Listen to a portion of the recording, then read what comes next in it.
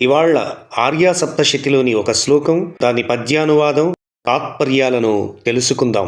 ముఖే దుర్వాదో యః ప్రియవదనే స ఏవ పరిహాసః ఇతరేంధన జన్మ యోధుమః సోగరుభవో ధూపః.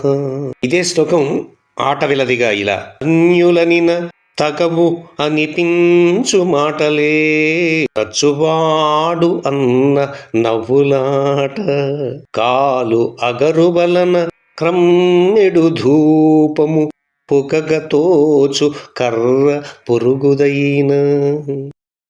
ఇతరులు ఎవరైనా అంటే వాదులాటగా అనిపించే మాటలు ఇష్టమైన వాళ్ళు అన్నప్పుడు నవ్వులాటగా తోస్తాయి.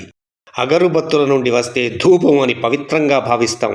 అదే ఇతరమైన పుల్లల నుండి వస్తే మాత్రం ధూమం, అదే పొగగా విసుక్కుంటాం. ధన్యవాదాలు.